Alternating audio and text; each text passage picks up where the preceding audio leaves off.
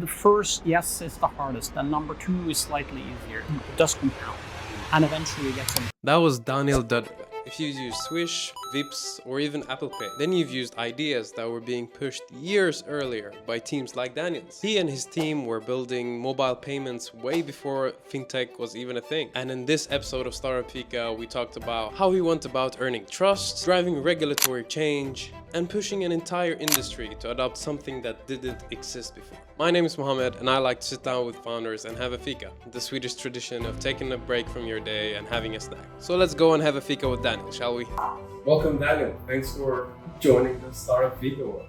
It's a pleasure to be here. Yeah, and today we're doing a healthy fika variant with, some guilty pleasure. They're sugar-free. They're sugar-free. Thanks again for having us. We're in Dubai, by the way, so this is not your typical Swedish fika. It's a Dubai edition one.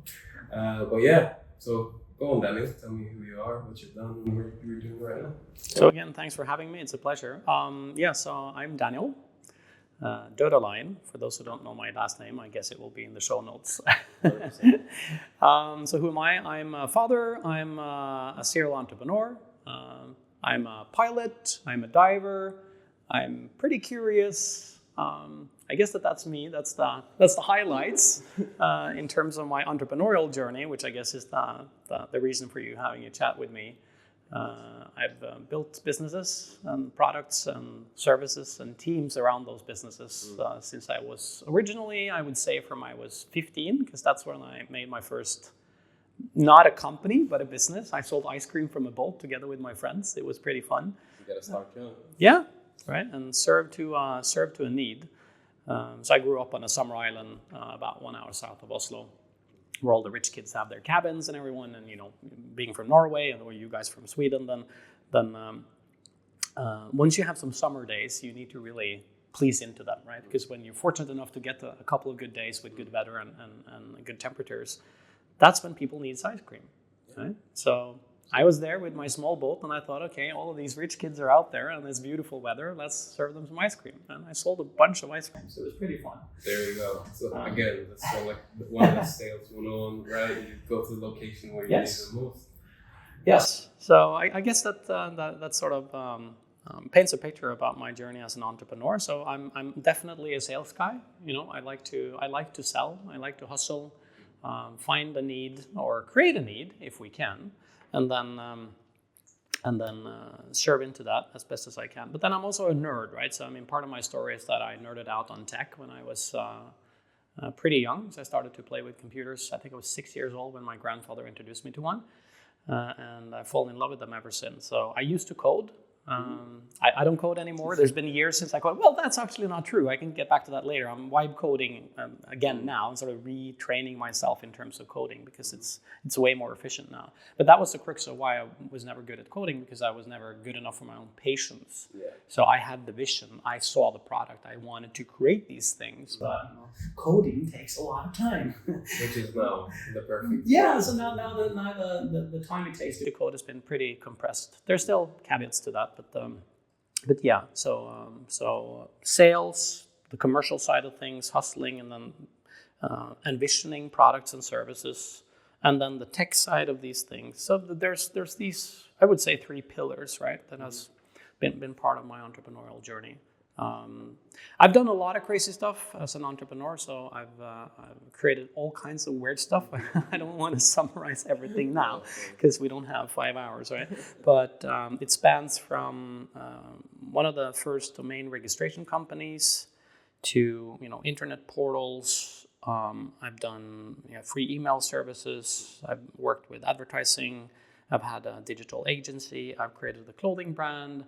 I've created a lot of services and companies related to mobile entertainment. So back in the days when we didn't have smartphones, ringtones, logos, background images, chat, auction, dating, streaming music, all of that. I've done that several times, actually. Interactive TV. But the thing that I'm most famous of as an entrepreneur is probably my mobile payment journey. So for the last 15 years or so, I've been in financial services, which I learned that's what it's called professionally now. And I started that journey before fintech existed, so that wasn't a word. And now in the Nordics, we have reached the saturation point in the markets. I mean, you being Swedish, you know Swish. In Denmark, we had mobile pay. In Norway, we had Vipps. And these are the things that I'm likely most famous for, because in 2006, I had this crazy idea. And I wanted to enable people to pay and get paid as easy as sending text messages. So I started to do that. And how did that story come about? So I mean, the honest truth is, it's pretty naive and simple. So as I told you, I've done mobile entertainment, right? So that means I've built products and services and technology to back those products and services that was related to mobile. So pretty large scale, mission critical systems that were doing messaging, right? And there were millions and millions of messages running through the systems, and the story behind the mobile payment journey is actually quite funny, because someone sent me a text message and saying, "Hey Daniel, you owe me some money." Very Scandinavian. Which was true, right? Because this was a friend of mine, and we've agreed to buy a birthday gift for another friend of ours, and she, paid for the gift, and then I was supposed to pay her. So she sent me a text message, and I was out there and about with my children at the time, out at some playground. And I got the message like instantly, bling, right? I read the message on my Nokia phone. And it says like, "You owe me money." And I answer back, "Yeah, that's right. No problem. Send me your account number. I'm out and about, and I will, I'll fix it later." I receive the account number and the amount, and then I walk home, open my computer, log into my internet bank, use the OTP dongle calculator to generate blah blah to log in, check my account. Only the OGs remember that little dongle. and then I remember vividly that I'm reading from this monochrome Nokia screen the account number of my friend, and I need to punch it in manually, right? First, obviously, UX challenge here is that consider how much money gets lost by sending to the wrong account numbers, right? So you enter the account number, you enter the amount, and then you create payment, and then you need to sign the payment with another OTP, and then you send it off. And then allegedly it goes over the Norwegian mountains somewhere, and then it lands at the recipient's bank account, who then in turn on their end needs to log in and check if the money arrived. So they need to reconcile between friends, because there's no notifications. I mean, apps didn't exist, we didn't have push messages, right? So then it just hit me that this is a terrible user experience, because I was communicating with the person about money in real time, intimate in our pockets, bling, blong, bling, no problem. But the actual concept of moving the funds was completely, it was untouchable. It was like weird. It existed somewhere else. It is how it is. Don't touch it. Yes. So that pissed me off, and I decided to fix it. So that's where that journey started. And it's my longest entrepreneurial journey. You got a lot of gray hair from that journey, implying that it was freaking hard. Oh, you're way cooler now. Oh, thank you. Me and George Clooney, I guess. Yeah. No, so that's the story. That's where it started. So, and that's my longest entrepreneurial journey. And that journey has led to a lot of successes. You won plenty of awards. You've gone into a lot of magazines, and you've showed people around, right? Sure. Yeah, it's been rewarding in many ways. I guess for me, the most rewarding part of it, I mean, there's many aspects of it. I mean, obviously, making money and getting some level of fame. I won't deny that both can be, and for me has been, a motivating factor. But that's not why I started it. Right? I started it because there was a problem, and with my curious sort of problem solution oriented mind, I wanted to fix it. And first, it started with understanding why it is the way it is. But then later, the consequences of being, let's call it, successful, that has there's a lot of factors to it. And I would say that one of the most rewarding things is actually the things that nobody really knows about. So for me personally, architecting how that whole system would come together, and I don't want to bore you with all the details, but basically how we're accessing money, how we're authorizing transactions, how we're moving money, and how we're producing messages about that. What I created fundamentally changed that in my home country, and later it got used several other places as well. And there's a handful of people that knows that, right? But the consequences people are exposed to, right? Obviously, and they're happy about it, and that changes the lives of many people for the better, right? It's easier. If you go to Sweden now and you ask people like, what was it like before you had Swish? People would just like, they wouldn't even fathom. Just like we have the smartphones today, it's like you can't remember a world prior to. So things were fundamentally changed. But that's one of the things that I'm very proud of, and that I'm carrying with me as one of the things that I got out of doing that journey, is that I changed something fundamentally that had a profound positive effect. And a lot of the underlying stuff that I'm most proud of, people don't know anything about, but I know, and a handful of people know. Yeah, that's what when you told me at the event that you were the guy that maybe inspired Swish and created its own Swish in Norway. I was like, what, the banks didn't do that? Yes, it was a very interesting time, right? I mean, you have to remember that at this time when these initiatives around the world, so we're about 2006, and in 2006 you have the crazy initiative that I started, and then you have people in other countries also looking into these concepts. And it's pretty interesting when you look at history. If you go back in time and you look at these large transformative innovations, often they happen at the same time at many different locations. It's sort of like all the preconditions for it to happen has sort of bubbled up all around the world, and then all of a sudden you get like 1, 2, 3 different people that have never heard of each other. They've not exchanged any information, and then all of a sudden they all start on the same thing. And that happened, M-Pesa so on the African continent was initiated at that time. The mobile payment initiatives, or the infrastructure that led to the mobile payment initiatives for what later became Alipay, started at the same time. And then equally, I started in the Nordics. And I met a lot of the different parties. I remember vividly the meetings I had with banks, both in the research phase prior to me sort of forming my idea fully. I was both in Sweden and Denmark, actually, and met several of the people that later got involved in the initiatives that led to both mobile pay in Denmark, Swish in Sweden.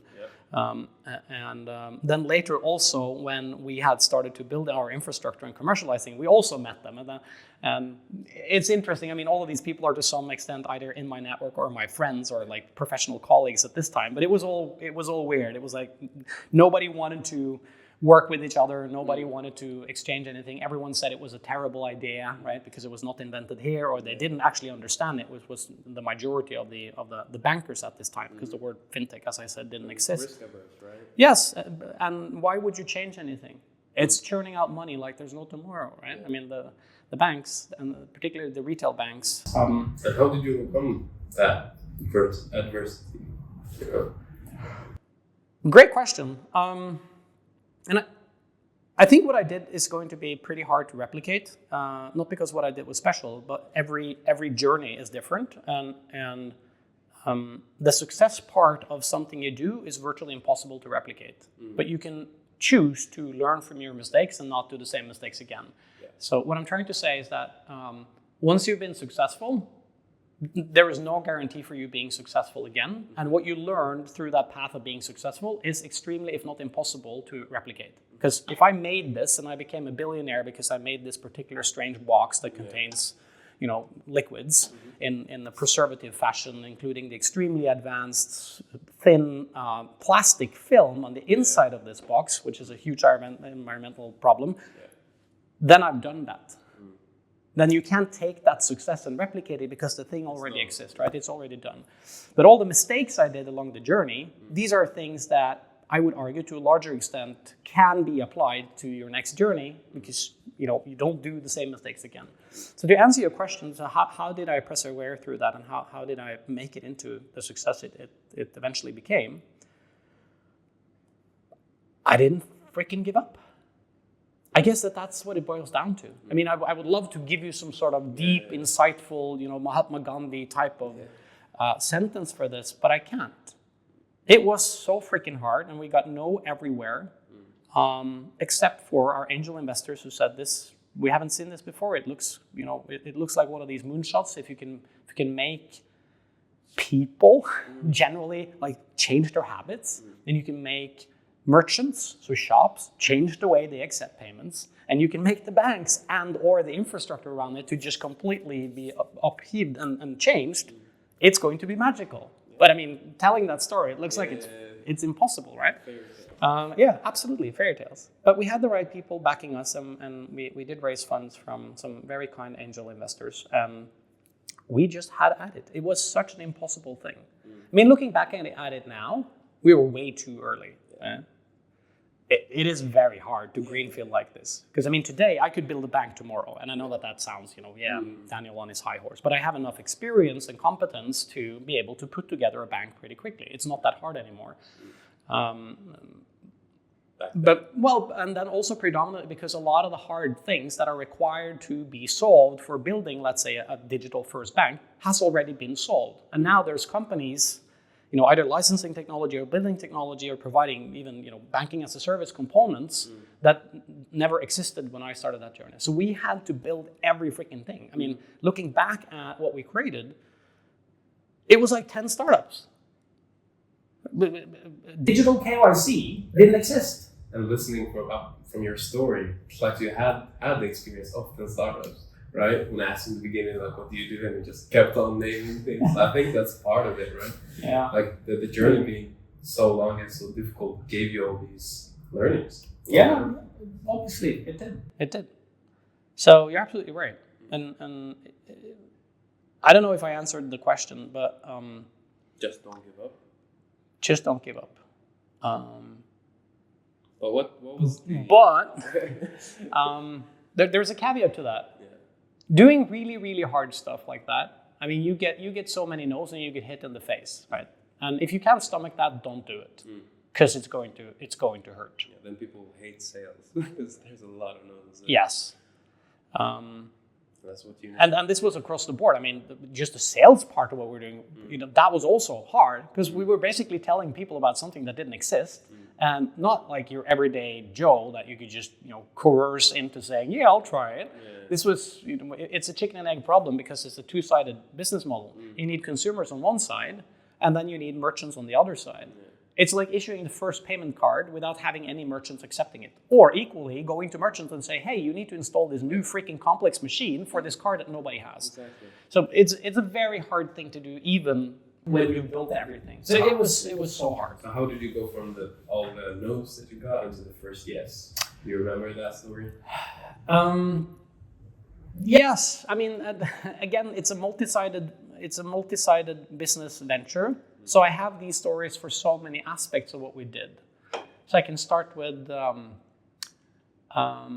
so first, there wasn't a license for doing what we wanted to do. The only way we were legally allowed to do what I wanted to do was to become a bank. Today, I can become a bank because I know how to. And it's easier than what it used to be. But, going back in time, like 10, 15 years, there hadn't been a new bank license issued for like 20 years, right? In many countries. So just the licensing part of what we wanted to do was hard. How did we solve that?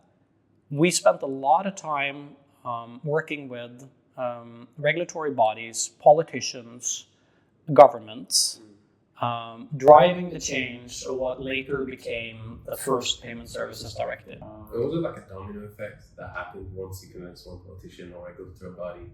It could be like...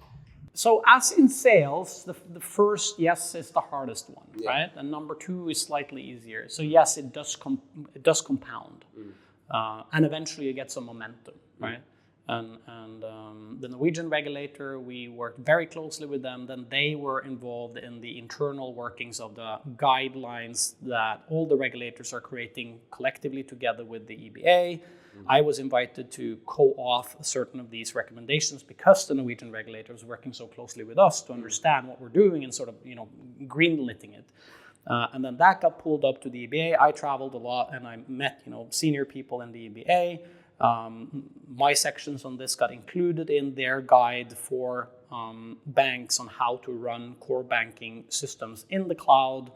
So it switched from being, you're a weird guy in a hoodie working on a concept that nobody has yet called fintech, to thank you for helping us. We really want you to provide guidance for this. And then now we will recommend all the old farts in the industry to shift towards what you have shown us because this is safer for everyone. And how do you feel getting those like banks that rejected you coming, like kind of begging. It was amazing. Yeah. Right? I mean, that recognition, again, back to sort of the list of things that you get from this. So the underlying stuff that nobody really knows about on the consumer side, I'm very proud of. This is one of those things, right? So I don't know if you've heard about the Lamborghini and Ferrari story. no, I haven't. Yeah, so Ferrari saw Lamborghini building their engines and came and said, hey, we can help you out with these parts because we like the concept. And Lamborghini was like, no, I'll do it myself. You get off, and now Lamborghini is one of the bigger brands, right?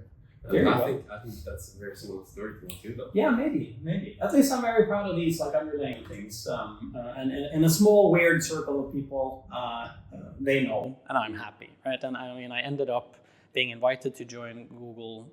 So Google had a customer advisory board for their cloud business at this time. And I was invited to be there. I'm the weird founder from Tønsberg in Norway, right? And I'm there with Diane Green is standing in front of me, right? So she's leading this business, and there's the executives from Google. We're joining this conference, and Gunnar Feinholden, the guy that implemented Python, and I'm here. And these guys are just asking me, like, what can we do for you? How can we make this work? And I was blown away. So it was amazing. I was very fortunate. I'm very grateful. What would you say is the biggest learning from being a board member on the cloud and on the Google Cloud base? So being involved with the senior executives at Google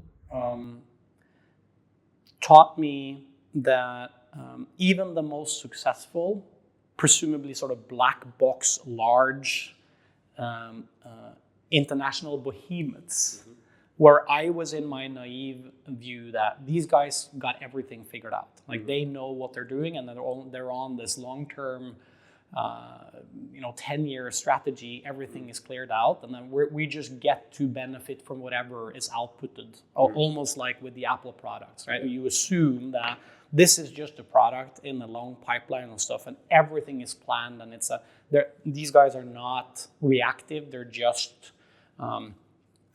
everything is pre-planned. That notion got completely shattered. I met people that were genuinely interested in what we were doing, and were very humbly attuned to the fact that we were the customers and they were there to serve us. So yes, they have a certain direction for certain things, but they were much more open and salesy and interested and engaging, and I mean they did so much for us. So that was one of the sort of key learnings from that moment, is that these executives, they're absolutely godlike in terms of their role and their opportunity to impact what happens in the world, but they were so humble and so interested and so engaging. And I mean, I was nobody, and they were, yes, tell me, like, what can we do? And we ended up doing several projects with people at Google that I've learned a lot from. I mean, we were playing with what today is called AI. I mean, basically machine learning, and right there at the intersection when these transformers were introduced, I was in the AI lab that was run by Fei Li at that time with Google, and I was just blown away. This is like 2014, 15. And so many things have already been, but just not us, right? Exactly. And we did a few research projects together with some. Well, I can't really talk about the details about it, but we tried to apply that generation of AI and the let's call it the prediction capabilities onto our data and the concept of financial services. This is as far as I can go. And what we created in that project, I internally named Scary Ads, because it was pretty scary how accurate it was at predicting what you wanted to do. Parts of what was envisioned and that we worked on together with Google, my company, and an external a bank, led to certain innovations and I would say services that you to some extent see today. So Google has presented certain concepts where you walk down the street, and they've combined the way that they're displaying it is through augmented reality, right? So now they're doing glasses again, and they're doing other types of. Imagine the concept, and you have it on Google Maps as well. You have this AR scenario where you just open your camera and it detects the buildings, and then it all of a sudden gives you signs and gives you directions to a merchant, like virtual overlay. It was in that realm where you can imagine you just walk down the street and then your phone is going to ping you and just tell you, hey, Mohammed, we can see that you had a busy day today. You didn't really get to plan any fika. So the hipster kale burger place down the street that does short-traveled, eco-friendly kale burgers, we've negotiated a 25% off on that, and it will be ready for you to pick up when you walk by. And unless you click the big red button, all of this is already ordered. Yeah, that's insane. So it was pretty interesting. Is that something like that's laid off now, or? Well, yes and no. I mean, a lot of the technology, it was research oriented, right? So the objective was not necessarily to produce a commercial product that either party would launch tomorrow, right? So we shared the IP on that journey, and certain elements of this you see in services that exist today. I made a project out of it, and my project folder sadly has too many ideas of something I called Add Air, where I'm not really sure if that's been patented, but it doesn't really matter. I hope somebody brings it to the world. But it was the notion that every point in space is, in theory, a potential advertisement location. And I think when you see things in 2D, which is what you're doing when you're using maps, so whether or not you're driving with Waze here in Dubai, or if you're using Google Maps or Apple Maps or any of the other, you see the world sort of panned out, flat, 2D, and you have objects that you see them from a bird's eye view and say, oh, there is where I'm going. Now imagine if you just flip this around and you make it into 3D, which is the way you and me see the world when we're working around, and then everything we're looking at, in theory, is a point of potential advertisement. Right? We'll be straining on the eyes. Well, I mean, we're doing this already, and today the physical presence of these type of advertisements are various companies' displays, physical displays. What if you don't need physical displays? What if everything was location-oriented? It was a place in the sky. And if you fast forward, let's say 5 years from now, assuming some of the big players that are betting big on those type of technologies are right, you will somehow have an augmented reality in front of you. So you're walking down the street, and through the goggles that you're wearing, or even the things you've implemented into your eyes, who knows, right? I mean, Black Mirror. There would be the opportunity to display certain information in front of you. Now, here's the question: who owns that real estate? I mean, even like if you think I've been reading about things like ChatGPT, right? I mean, so easy it is. Like, what if someone adds like branding or their own ads within the answers, so that ChatGPT answers a certain way and guides you towards a certain company? Even that's like scary in that sense. I think we can fairly conclude that that's already happened. Yeah. Both deliberately and unintentionally. Even like politics, right? What if the answers Sure. pushing you in one direction? I mean, we all know the story, I presume, for how Facebook was exploited during certain political processes, and I mean, that's how they make money. Right? So, and then now there's plenty of guardrails and there's laws and there's regulations for this. I mean, this is already happening. I saw the report here the other day where I don't remember who published it, so I can't cite it properly. But it covered exactly this subject, where the majority of brand-oriented answers were presumed to be financially incentivized. I mean, if I were Sam Altman, I mean, you own the platform. People pay to play. So I'm not saying it's right, but commercially, well, yeah, you could say, but why is it different than search-based advertisement? So you're searching for, find me a great sofa place if you want to buy a new sofa near me.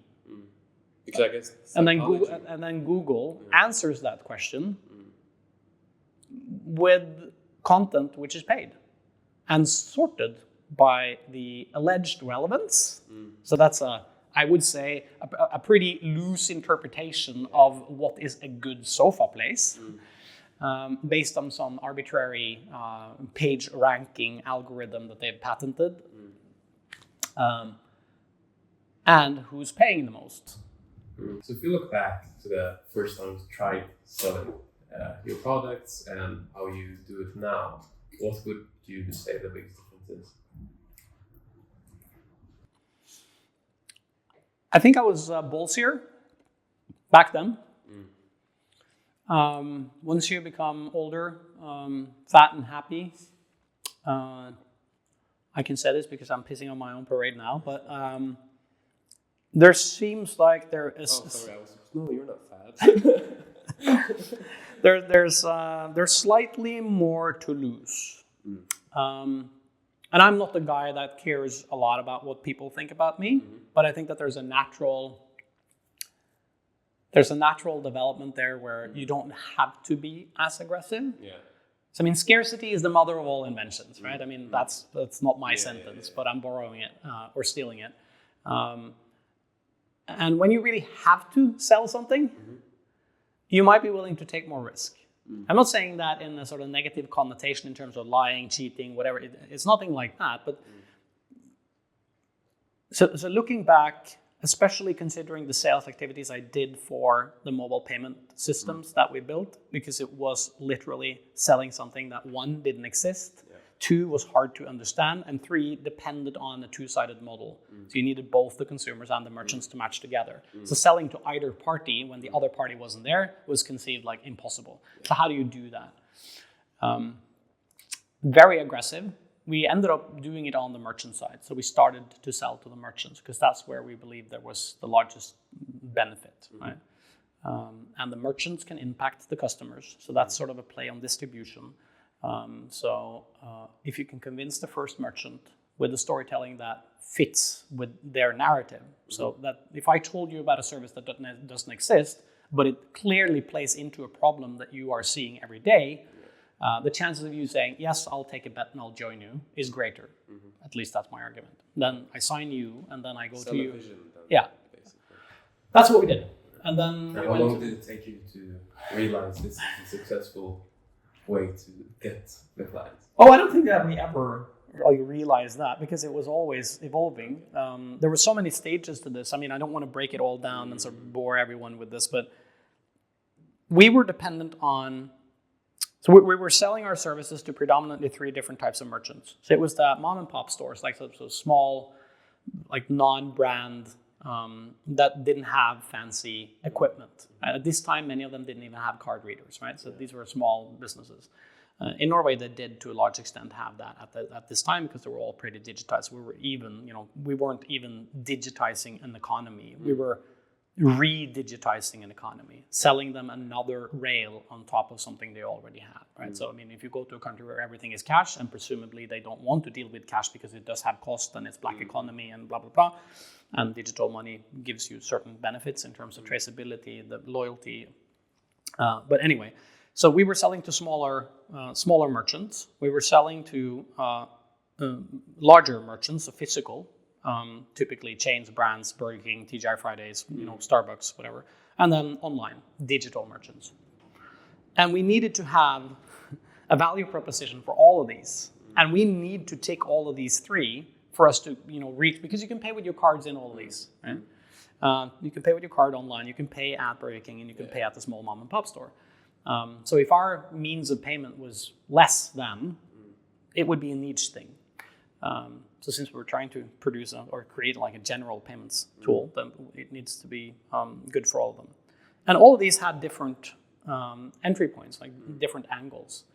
So it was such a vertically integrated challenge, right? For the small mom and pops, we created our own merchant tools. So we basically made digital online, a merchant app, your online little portals. If you already had a computer, you can accept payments using your existing equipment. You didn't need to buy anything. You got insights into your clients. You get full reconciliation. There's like, all of this is like magic, and I don't need to buy anything new to have it. Great, I want that because I've already purchased this extremely expensive payment terminal. The typical problem for these smaller guys. And then you have the bigger guys. They all use pretty advanced electronic cash registry systems, right? with their own loyalty systems and like huge computers, and they have like scanners, and each POS is their own integrated environment, and there's like 5 large vendors that dominate this. So we said, okay, we'll have to work with these guys. That's the only way we can get in. So we thought like the Intel inside. We identified who was the leading providers of these solutions to the existing merchants.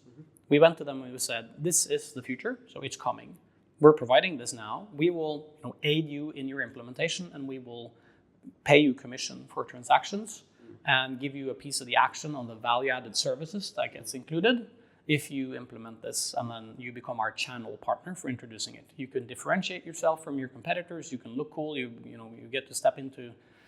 I'm summarizing this quickly now because this was not easy, right? And then we closed the deal, and then it took 2 years to implement, and then we could market it to the next ones. It was really climbing a ladder. Again, all the gray hair. And then finally, equally on the online side, it was all the larger e-commerce tools. So who are the vendors, and what's the open source solutions that in Norway too, right? Yes. So that was just one market, right? I mean, you got a lot of the implementations you could repurpose elsewhere, which I did afterwards with Settle, going into all the EU markets. But yeah, so anyway, it was really hard, and I wouldn't say it was extremely methodical. It was more structured than methodical. It was just, okay, so what is the way in? How can we get in? And then you try that. You banged on the door, and then you had the first meeting, and then you got no, and then you had the second meeting, and then you got no, and then the third meeting, and then they said, okay, we can meet you, but all of this is bullshit. This doesn't, you don't know shit. Blah blah. All of this is stupid.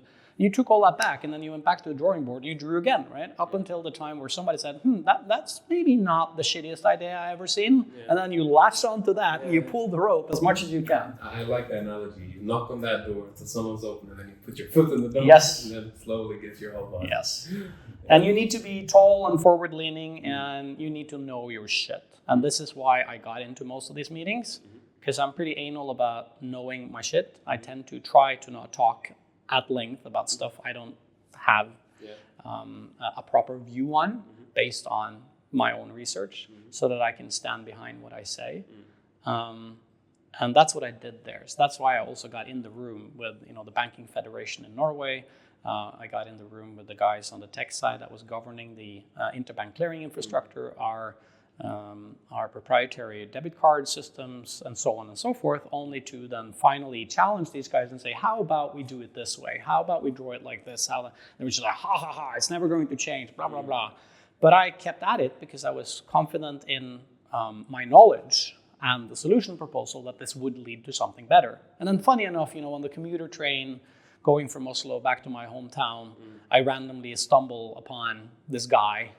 And I remember us, having at it on the whiteboard, and him being like the senior guy that always worked there, saying, that's not going to happen, blah, blah, blah. And then we laughed about it.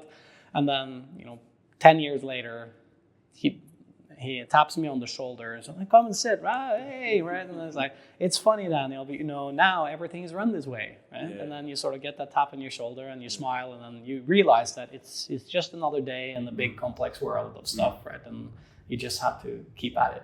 It's amazing. Yeah. So I have to ask, you've done plenty of successful exits. Okay. Do you have a amount of how much you've made from all of these exits? Oh, that's a fun question.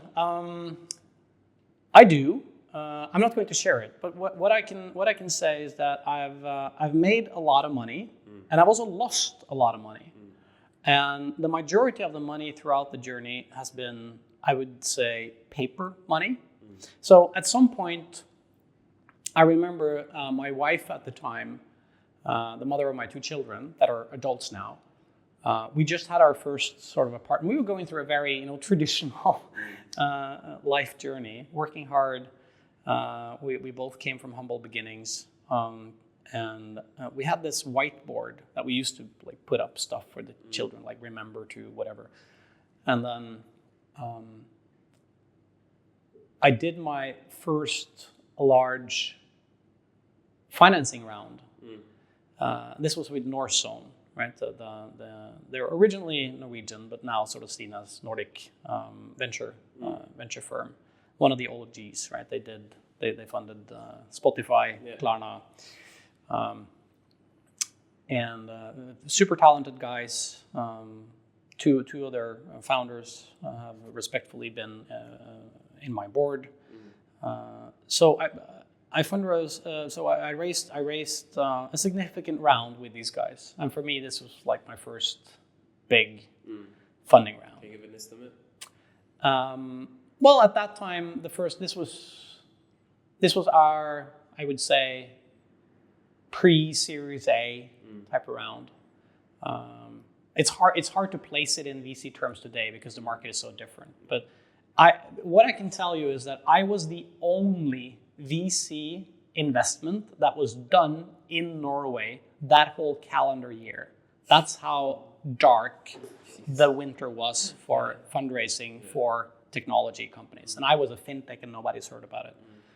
I raised the equivalent of, so what was it? I think it was like 25 million Norwegian kroner, so about 2.5 million euros, which in today's terms you could almost double it. But for me, it was a huge round, right? It was the first like external funds that we got our hands on. And I was obviously locked up in all kinds of ways, right? I mean, there were pretty fair terms, but as a founder, you can't sell your shares. I mean, you're basically locked in, right? And straight after that round, we raised another round because we had a deal of a sort of an open round that we could do. So if we managed to bring in another to sort of reduce the risk for our primary investor, and they were willing to lead, if we got a follow, we would get some pretty cool terms. And being the hustler, I turned around and I got a follower on a pretty good deal. And I remember that with the valuation of the company at that time, I wrote it on that board because my wife at the time said, "Remember that you sort of you take this in." Yeah. Because we just had we had 2 small kids and you were sweating upwards and like life is tough and you're building this thing and I wrote on the board there the valuation. So at post money, this company was worth 500 million, over 475 million Norwegian kroners. So 500 million. My wife and I, through the holding company that I had set up to hold my shares, I think we had 52% at that time. So that's for young parents, sort of the first real big thing like that in your life. Looking at that number that we wrote on the board that's just, you can't fathom it, right? You just get completely speed blind, as we say. And it's all paper money. And with that, I also realized through that journey that I'm not doing it for the money. This was my next question. I'm not doing it for the money. Money can give you a lot of comfort, and I'm spoiled. I'm very happy and fortunate. I don't have to work my ass off. And I can do my pilot license because I think that's fun, and I can entertain my now adult kids, and I can be here, and so I'm very, very, very happy and fortunate. Am I a technology startup fintech gazillionaire? Not at all. But what drives me the most, I have to say, is 2 things. So one, I touched on it earlier, and that's when somebody tells you or gives you credit for something that was perceived as pretty transformative for them. And I have 2 stories for that. I'll keep it brief. So one was the example of the infrastructure thing. So the fundamental changes that I actually made, I'll take credit for that. And I'll say, I drew this on the board and I spent 10 years of my life forcing it through, Paving the path. And then getting the sort of tap on the shoulder by all kinds of people afterwards that knows what happened. So I don't know if that's sort of a testament to your vision or your perseverance or your intellect or whatever it is, but that sort of recognition, that weighs a lot. You can't buy that with money, right? It's impossible. You have super talented, smart people that come around and say, I know what you did, and that's cool. And you say, thank you. And that's it. So that's one example of the recognition. The other example of recognition is this. I was, after selling to the Norwegian banks in Norway, we were sort of repurposing our technology and trying again, not that successfully. And I lost a lot of money on that journey, trying to apply what we did in the Nordics out there on a large scale in Europe. And I wanted to make a dent, and I wanted to, beat Nick and Revolut to it. I didn't, and that's fair. And all kudos to those guys. I mean, what a fantastic journey. Everyone said it's not going to work. Yes. I was being picked up early in the morning because I was traveling around, again, selling, trying to deal with banks across Europe. I was picked up by this taxi driver at my home. It's like 4 o'clock in the morning or something. And I haven't slept well. I'm packed, I'm leaving for a week. I'm not in the mood for, it's a classical scenario, right? The taxi driver's, he's just ending his shift and he's like talkative. And then he starts to talk and he tells me this story. Like how he's divorced and, he's struggling with the communication with his wife, his ex-wife, and he has children. So it's a pretty sad story, right? And then he sort of ends that sad story by saying something really nice. And he says, but, at least it's become a lot easier for me now. I'm communicating with my children and when they're at their moms and, back and forth. And I can just now send them money. And, they request money for this and that. But it's easier now. And it gives me a lot of joy just, because I work hard and I make some money. And that's one way for me to sort of keep that good relationship. Seeing what you've done. And I was just sitting there, and I couldn't get myself to say it, right? And I said, the ego in me wanted to say, I made that happen. I didn't, but that other sense of recognition, I guess it sort of comes down to some level of like purpose, where you say, I remember, I could just sort of flash back then that I'm standing there in the basement in our first offices. It's moldy and like the nerds are here together with me. We're drawing on the board and we're really banging our head against, these challenges where the perceived outcome, the dream is that scenario where this guy's life and the life of the people around him just get minutely impacted for the better by what we created. And in that moment, sitting there in the car, I saw that sort of 15 years just compacted into that one moment. So that's the recognition. So for that type of recognition, the two examples there, like the really hardcore techie, nerdy stuff that the average Joe doesn't see, and then the simple thing that you get to change somebody's life for the better. That's extremely addictive, right? So that's why I'm doing it. And I like to create stuff. And you like the gray hair. Sure. Yeah. It's worked out for me. The gray hair has worked out for me. No, and the other part is that I like to create stuff. So I think I'm curious by nature, and I like problems. I get bored quickly. So I like to say that I live to create, because that's sort of what I've come to. That's my life sentence. I live to create. I hope I never stop creating. I hope I sort of just fall off whenever, my time has come. I'm standing there drawing on the whiteboard for something, and then, I park my slippers. So that's the other reason why I continue to do stuff and what motivates me. The money part, not that much. I mean, yes, it can buy you comfort. I had a lot of it for a while, and I lost a lot of it. And then as long as you have enough, and sort of what is enough? That's a great question, right? But and there's research on this, and it does definitely not buy you happiness in any, rather more problems, right? And you become a prick often if you have too much. And, more money, more problems. That's a cool song. Yeah. So I know I deflected your question here. Yeah, great politician. No, because it's not that important. But I'm not done creating for several reasons, also for monetary reasons. I'm now I have a bunch of these very interesting projects, and I've come to learn that the sort of 30 years of war scars that I have from my journey has value for others. So I get a lot of pleasure and joy from helping others, and that also has a positive effect for me because it means that we stumble upon a lot of cool people and cool ideas and projects, and you get to be involved. So now I think I'm shareholder in like at least 20 different small various projects because I've helped somehow.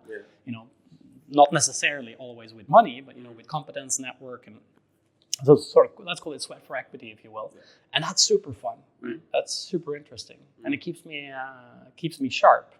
Because you know what? I'm getting older, right? So when you get older, you start to lose parts of the sort of sharpness on certain aspects. So that's very interesting that you get to have interaction with younger guys and girls that are pushing the envelope. So that's what I'm doing these days. Great answer. Now let's wrapping up. Just like, what's the question you wish more people would ask you? Yeah, that's a good one. Let me think. I think one of those questions, because there's several, one of those questions would be the sort of chase for happiness. Sort of what I would wish that people asked, what makes us happy? And that I could earlier explain my journey through ups and downs, not only as an entrepreneur, but as a human being with all the weird stuff that happens in one's life, to honestly try to give some guidance to the people that are driven by maybe the wrong incentives. Because I've met a lot of these people, and even when they became extremely financially successful, they were not happy. They were happy for a while because it was a very different situation for them. They could do whatever they wanted. But it's interesting that a lot of these people ends up letting go of a lot of the material assets that they have, right? And look for other stuff. So I guess that would be one of those things. So I wish that people asked me the question you asked, sort of, why do you do this, and does it make you happy? And then to have a conversation about that. And it becomes sort of esoteric, but one of the other things that I really appreciated when on the journey of creating very complex and challenging stuff was the people that I work with. And I was fortunate enough, as I said before, to work with people that are way more talented than I am. And I still got to sort of be part of something together with them, and creating and forming and contributing to a culture. And we need more of that, because there's a lot of companies out there that are run, in my view, in a not so great way. Being able to be a leader that led by example. So I went through a divorce. I went through life-changing illness, losing my father. Life gives you a lot of lemons, right? And there's no avoiding that. And how you deal with them, and how you deal with them relative to the people in your life, and people you work with are people in your life. So I wish that I learned that sooner, because I've done a lot of startups, and I guess the last one, the one that lasted for 15 years, that's when I really got to practice that properly. I was likely more driven by a different type of ambition, and probably more monetary in the earlier projects that I did, and then later on with a sense of maturity and sort of, at least for me, presumably figuring out what makes you happy, and that interaction with my colleagues, right? That openness that we created, that culture that we practiced, and I wouldn't say building a family, because a business is not a family. A business is a team, but that's very valuable. And I think if you get the opportunity to either create or take part of creating or being part of such a thing, where you sort of love to come to work, you love your colleagues, that's very powerful, much more powerful than necessarily the pay you get. And that's an interesting thing because I used that deliberately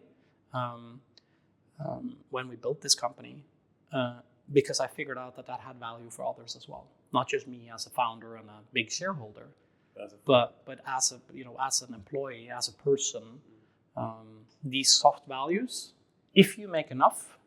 So I call that the cleanliness factors. If you have a salary which takes you above your cleanliness factor, which by the way is individual, because there's n versions of you. Theoretically, there's n versions of you. There's the single, there's married, there's having a child with special needs. There's n versions of you. So version 1 could have a cleanliness factor which is lower than version 2. And it's interesting if people know about this in an organization and they care about each other. They accept that completely. It's not a problem. Equal person, equal job. All else equal, your life situation justifies different pay. It's very interesting. So if you're open about it, people have no problem with it. Because I think we're caring. All of us are caring. Deep down somewhere, we all have that. That's beautiful. And how? Because I'm assuming maybe there's some founders out there that's watching this that's going through some lemons or struggles. What would your advice be to those founders? Number 1, don't give up. And number 2, figure out why. Ask the question why. Why did I land here? What did I do wrong? And acknowledge the mistake and make sure you don't do the mistake again. You can learn from failure. You can learn virtually nothing, in my opinion, from success because you can't repeat it. But you can avoid repeating the same mistakes again. And talk openly about it. Be your own and your team and your company's therapist. Start a session and say, now, today, we're going to spend all our time talking about what went wrong. We're not going to blame anyone, but we're going to figure out, what the fuck happened, just so that we can celebrate that learning and make sure we don't do the same mistake again. So lemons is a gift. In disguise. Make lemonade. Yes, you can, or just make sure you don't get lemons in the mail the next time around. You're probably the cause of it yourself. There's always a root cause. That's a great advice, my friend.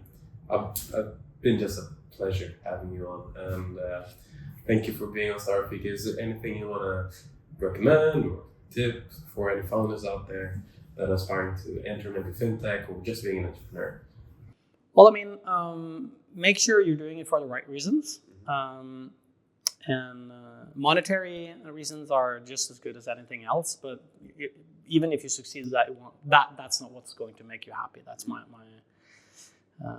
own experience, at least. And then keep creating. And celebrate the failures as well. There will be more of them than the successes. So learn how to celebrate the failures as well. And share the cake.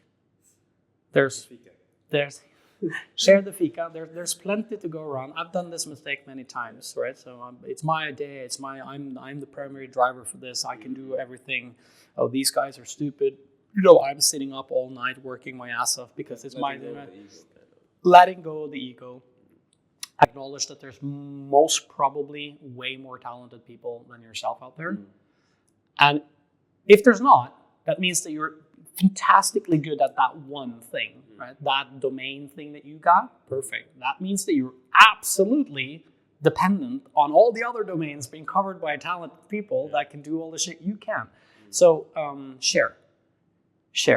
Don't waste an opportunity for partnering with other fantastic human beings by being an ego prick. Don't do it. Share. Great advice. Yeah. Well, thank you so much, Daniel, for being on. I look forward to. It's been a pleasure, my friend. And now we're gonna have some healthy fika off camera. So see you guys around. Bye-bye. See ya.